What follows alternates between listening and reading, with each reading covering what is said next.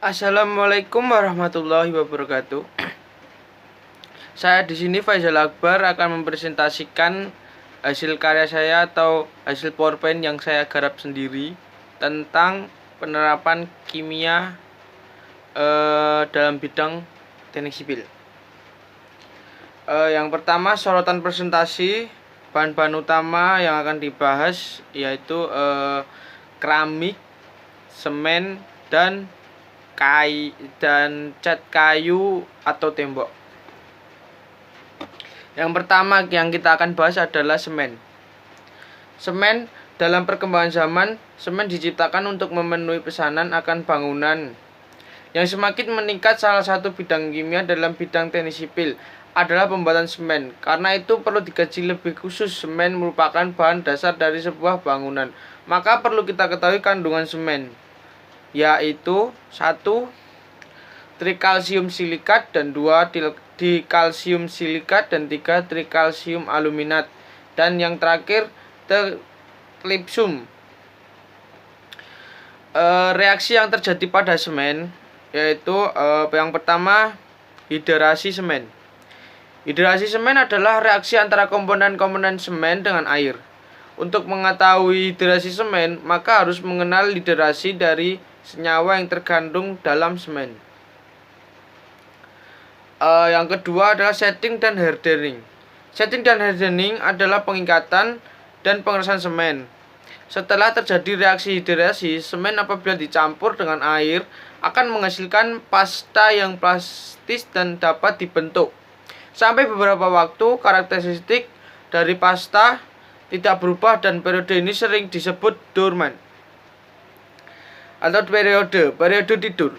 Pada tahapan berikutnya, pasta mulai menjadi kaku walaupun masih ada yang lemah, namun suhu yang tidak dibentuk atau yang disebut unworkable.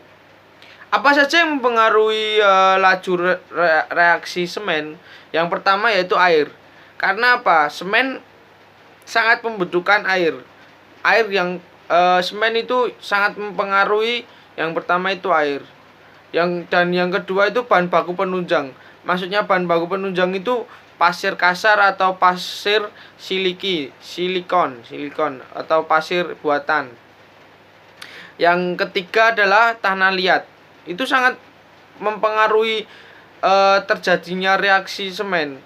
Karena apa? Tanah liat itu tanah yang sangat keras dan bisa membuat semen menjadi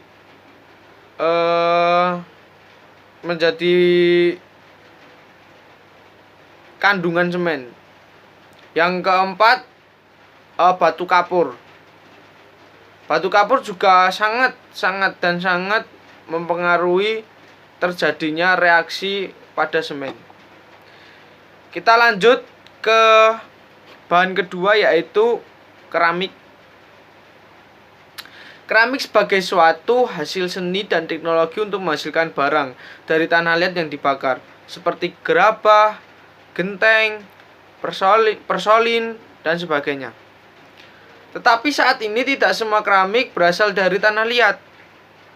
Definisi keramik terbaru mencakup semua bahan bukan logam dan anorganik terbentuk padat.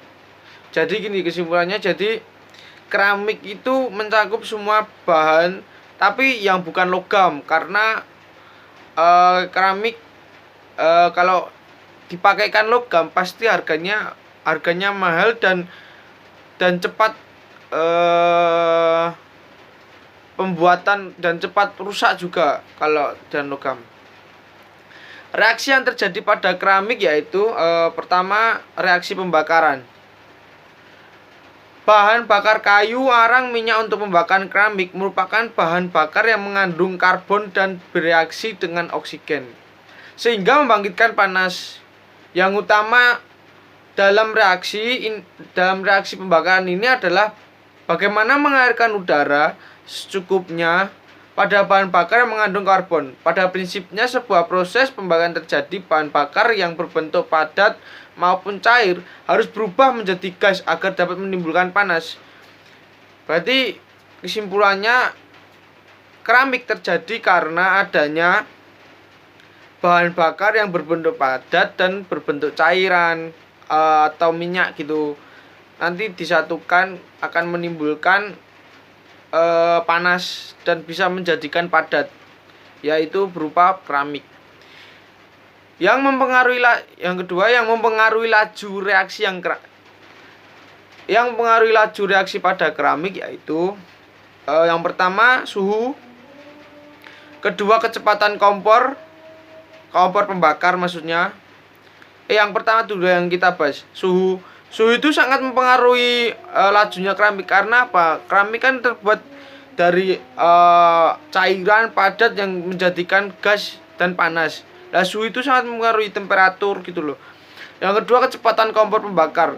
Kalau pembakar kompornya itu temperaturnya besar, itu pasti keramiknya cepat jadi karena panasnya lebih. Dan ketiga waktu juga sangat dibutuhkan untuk reaksi pembuatan keramik. Dan keempat tarikan cerebon. Dan kelima suasana pembakaran. Terakhir yaitu cat kayu atau tembok. Cat digunakan untuk memperindah ruangan dengan warna yang menarik. Cat yang biasanya sering dipakai adalah cat kayu dan cat tembok. Daya lekat antara cat tembok dan cat kayu berbeda. Cat kayu memiliki daya lekat yang lebih kuat. Cat tembok, bahan kimia yang ada dalam cat tembok diantaranya 1. Kalsium karbonat, 2. Titanium dioksida, 3. PVAC, 4. Pigmen dan air. Reaksi yang terjadi pada cat yaitu pertama reaksi dengan udara. Mengering atau mengeras karena ada reaksi kimia antara komponen udara atau oksigen atau air. Dengan resin tersebut membentuk molekul-molekul baru yang lebih besar dan saling berikatan satu sama lain. Ciri utama cat yang mempergunakan resin jenis ini adalah akan mudah mengeras pada permukaan bila kena udara atau terbuka kalengnya cukup lama. Itu pasti catnya gampang mengering kalau kalengnya itu dibuka dengan lebar. Kedua, reaksi polimerisasi.